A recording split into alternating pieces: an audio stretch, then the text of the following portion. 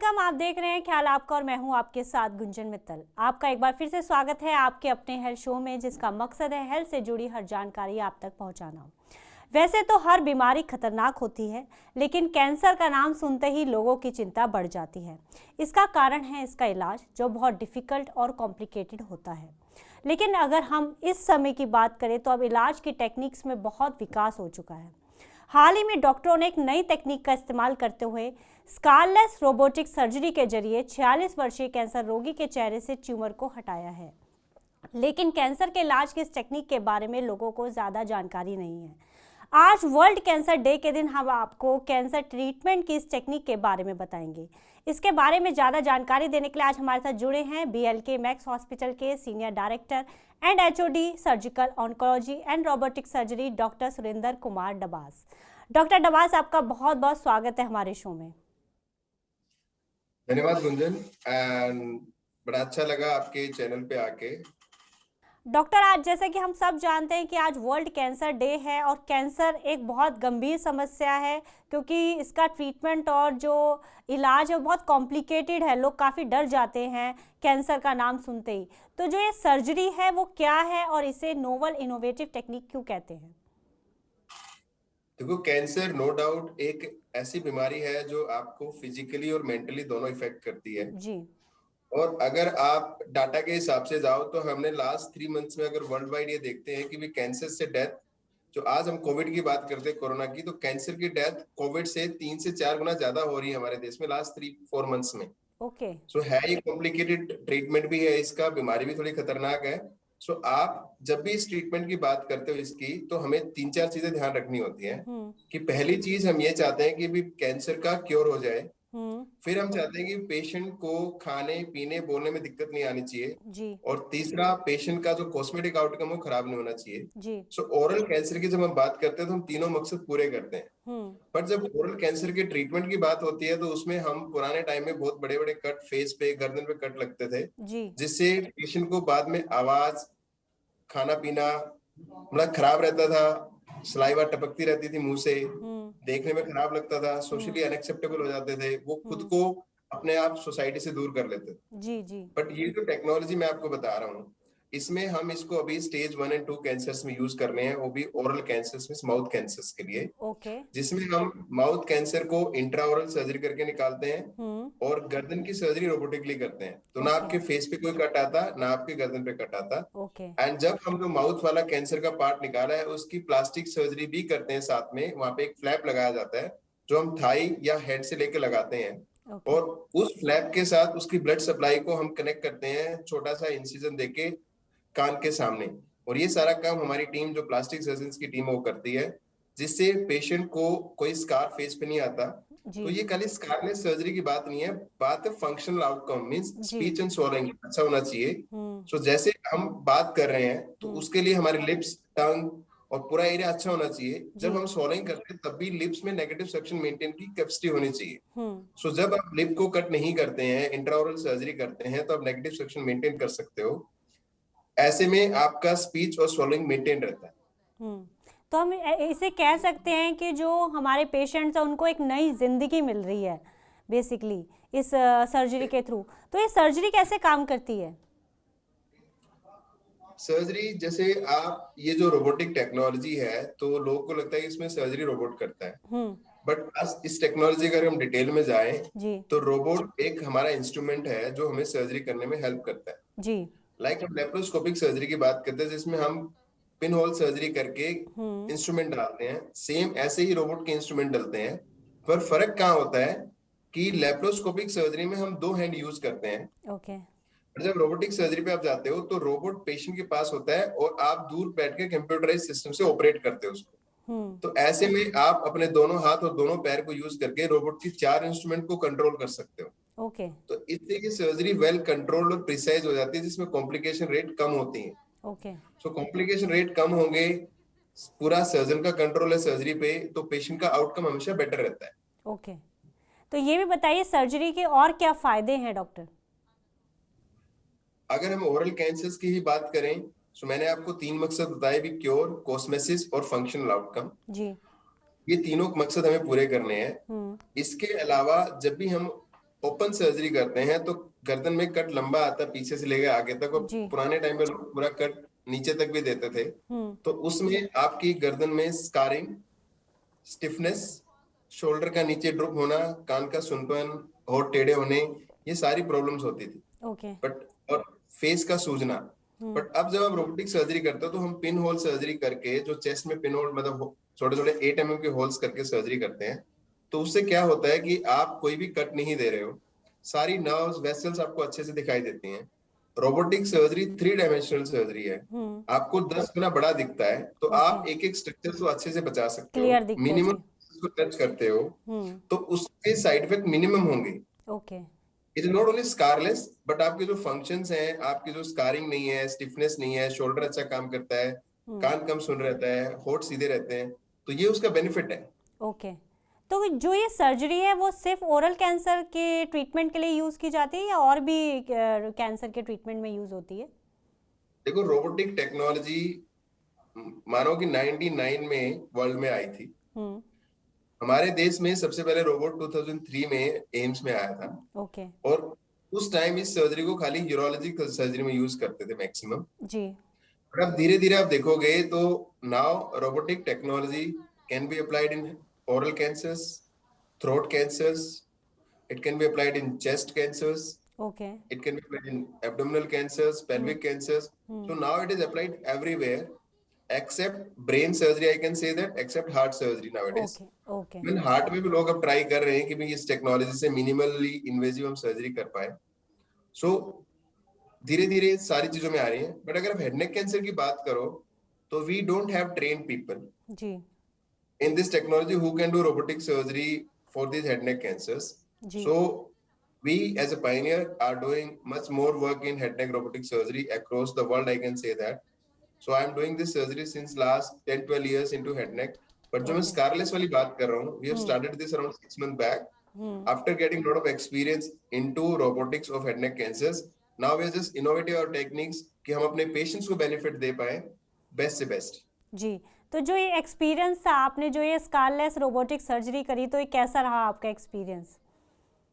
गुंजन, अभी तक हमने करीबन करीबन 35 सर्जरी लास्ट 6 मंथ में की हैं। ओके। और मैक्सिमम जो कैंसर्स हम स्टेज 1 और 2 में ही करते हैं हम, ताकि पेशेंट को मैक्सिमम बेनिफिट हो, जी। क्योंकि जी। स्टेज 1 और 2 में हम सर्जरी के बाद रेडिएशन नहीं देते हैं। हम्म। सो हमें हमसे ज्यादा जो खुशी पेशेंट को जो होती है कि आके बोलते हैं कि सर हमें पता ही नहीं लग रहा हमारी सर्जरी हुई है। आप 2 दिन या 3 दिन बाद आप घर जा सकते हो, आप सोसाइटी में एक्सेप्टेबल हो। सो एक वीक के बाद आप लिक्विड डाइट, सॉफ्ट डाइट देना शुरू कर देते हो, तो पेशेंट को लगता है कि नहीं यार, मतलब ये जो ट्रीटमेंट है ना, डरावना नहीं है। नॉर्मली ओरल कैंसर का ट्रीटमेंट की जब लोग सुनते हैं, लोगों का दूसरे का फेस देखते हैं, तो वैसे ही डर जाते हैं ट्रीटमेंट से। जी। जी।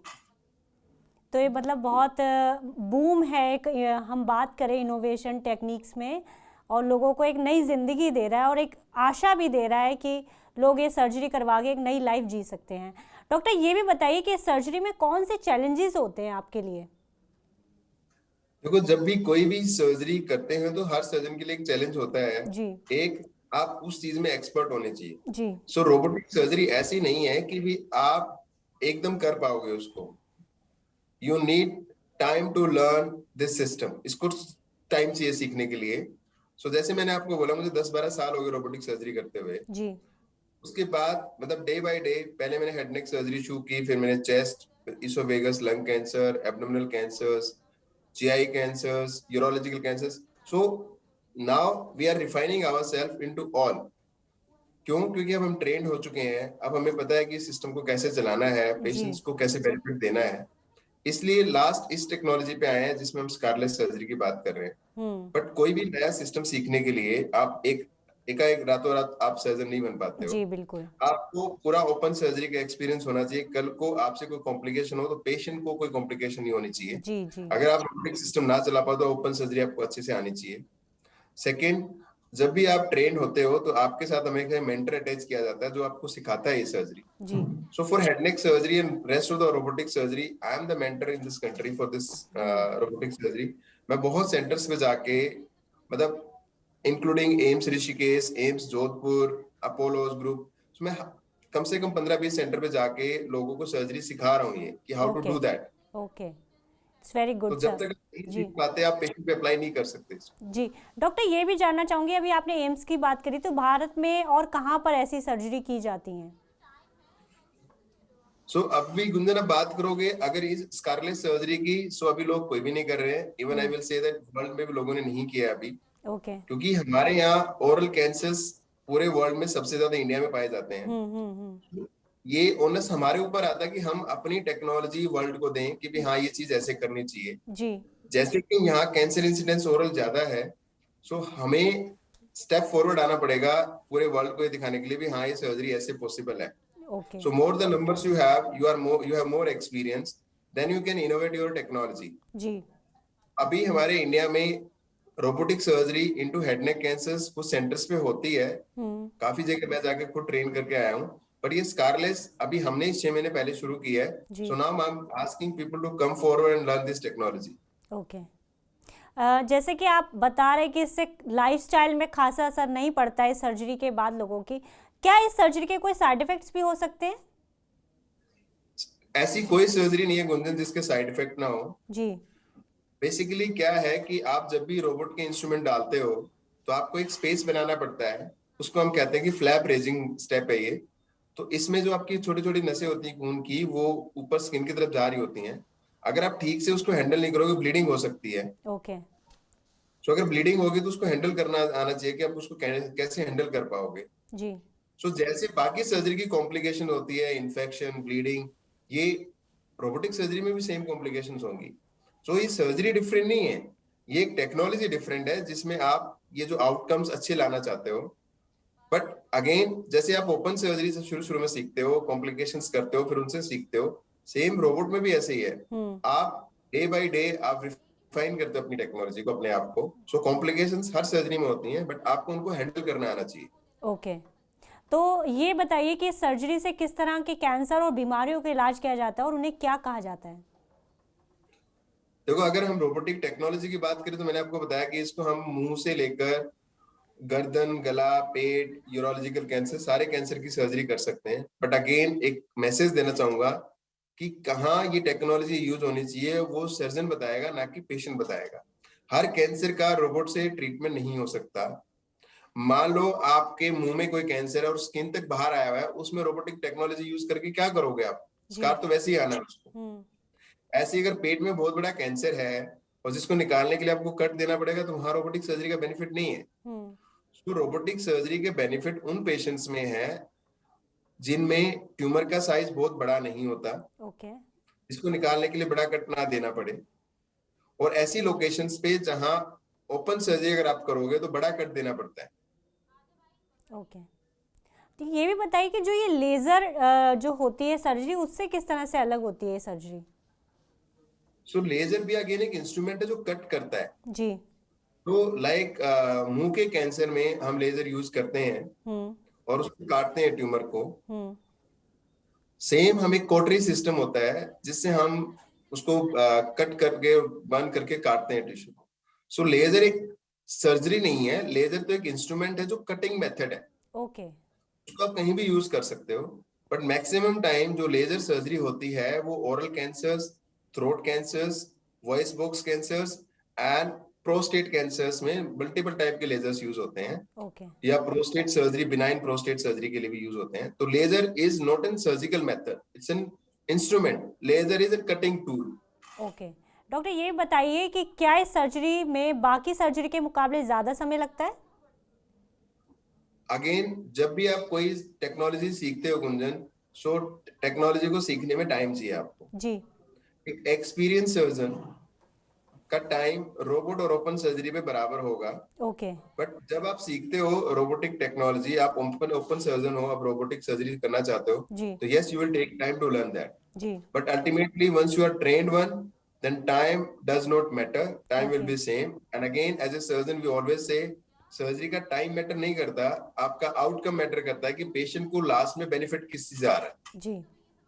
डॉक्टर चलते चलते लास्ट में मैं आपसे जानना चाहूंगी, आज वर्ल्ड कैंसर डे के दिन आप हमारे दर्शकों के लिए क्या मैसेज देना चाहेंगे? देखो, वर्ल्ड कैंसर डे पे मैं सिंपली एक चीज बोलूंगा कि ये जो बीमारी है ये हर बीमारी से ज्यादा इस टाइम हमारे देश में है। चाहे आप कार्डिक से रिलेटेड लो, चाहे आप कोरोना से रिलेटेड लो। सो मैं कहता हूँ 3 बीमारियों के इस टाइम, कैंसर, कार्डियक और corona. Corona is infectious disease, जी मे बी आज नहीं तो कल इसको खत्म होना है, बट कार्डियो और कैंसर जो सबसे कॉमन कॉज है। जी। अब कैंसर की जो डेथ है वो कार्डियक से भी ज्यादा है। ओके। उसका रीजन क्या है कि हम लोग कैंसर को लास्ट लास्ट स्टेज पे स्टेज ले में जाकर पकड़ पाते हैं। ट्रीटमेंट के जी। लिए भागते हैं। हम कभी भी ये नहीं सोचते कि भी हमें टाइमली ट्रीटमेंट कराना चाहिए। हम्म। हमारा फोकस, एक तो डर है कि जो आपने मुझे बताया कि भी हाँ कैंसर के ट्रीटमेंट से लोग डरते हैं, उस डर की वजह से आप अपनी स्टेज बढ़ा लेते हो। जी आप स्टेज बढ़ाओगे, आपके ट्रीटमेंट में सारी चीजें ऐड हो जाएंगी, सर्जरी भी, कीमो भी, रेडिएशन भी, फिर उसका सक्सेसफुल आउटकम भी नहीं आएगा। जी सो अर्ली स्टेज पे हम लोग डर रहे हैं। सेकेंड, अर्ली स्टेज को पकड़ने में हमारे फिजिशियंस को ये सिम्टम्स आ रहे हैं उसको जी तुरंत एक अच्छे डॉक्टर के पास रेफर करें जो कैंसर एक्सपर्ट है।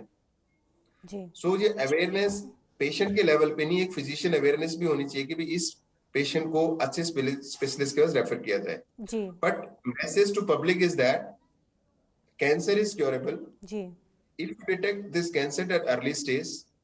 आपको कैंसर के ट्रीटमेंट से डरना नहीं है, आपको स्पेशलिस्ट के पास जाके कंसल्ट करना चाहिए। कैंसर के ट्रीटमेंट की कॉस्ट हमेशा एक इशू है। My message is that now even हमारी सेंट्रल गवर्नमेंट ने काफी स्कीम्स निकाली हैं कैंसर पेशेंट्स के लिए, जी but you should all have an insurance, that is personal insurance, private insurance. कि हम जो ट्रीटमेंट टाइम पे नहीं ले पाते उसका एक रीजन अवेयरनेस है, दूसरा रीजन है फाइनेंशियल इश्यूज। सो इंश्योरेंस हर पेशेंट के पास होनी चाहिए ताकि आप अपना टाइमली अच्छा ट्रीटमेंट अच्छे सेंटर पे करा पाओ। जी तो कैंसर क्योरेबल है, फाइनेंसिस इन्वॉल्व है, यस, बट इंश्योरेंस लेना जरूरी है। और जितनी जल्दी आप कैंसर के स्टेज पे ट्रीटमेंट कराओगे उतने ही आउटकम बेटर है। जी। और आज कई सेलिब्रिटीज़ भी हमारे लिए एक मिसाल हैं जिन्होंने ट्रीट करके और आज कैंसर को हरा के दिखाया है। सोनाली बेंद्रे एक एग्जाम्पल है, जो युवराज सिंह ऐसे एग्जाम्पल है हमारे सामने जिन्होंने अर्ली स्टेज में उसको डिटेक्ट करके उस पर विजय भी पाई है। डॉक्टर आपका बहुत बहुत शुक्रिया हमारे साथ जुड़ने के लिए और हमारे तमाम सवालों के जवाब देने के लिए। Thank you so much doctor. धन्यवाद। तो आज हमने कैंसर की नोवल इनोवेटिव टेक्निक के बारे में जाना। आगे भी हम इसी तरह आपको सेहत से जुड़ी जानकारी देते रहेंगे। अब हमें दीजिए इजाज़त, हम कल फिर हाजिर होंगे हेल्थ से जुड़ी नई जानकारी के साथ। तब तक आप अपना और अपनों का ध्यान रखिए। चलते चलते हम आपको बताना चाहते हैं TV9 डिजिटल के न्यू इनिशिएटिव TV9 पेन के बारे में। आखिर क्या है इनिशिएटिव, आइए देखते हैं इस छोटी सी वीडियो में। Today, doctors are busier than ever providing care and advice to patients. And the reality is that an average patient now spends much more time in the waiting room than in the doctor's chamber. With such a captive audience, it's time to put their wait time to good use. Introducing TV9 Waiting Area Network that provides premium patient engagement experience through engaging and informative videos. These videos are created keeping in mind an Indian patient seeking medical attention. TV9 Waiting Area Network provides a perfect platform for educating the patients on everything a doctor's practice has to offer while elevating the doctor's brand at the same time. As a doctor, all you need is to have Wi-Fi at your clinic and we'll take care of the rest. We provide you with a TV, a media player, your clinic profile, and a playlist customized as per your practice. Combine all this with the regular news updates from TV9 and you have an awesome branding and marketing tool for your clinic. Write to us at wan@tv9.com and we'll get in touch with you to set up our solution at your premises.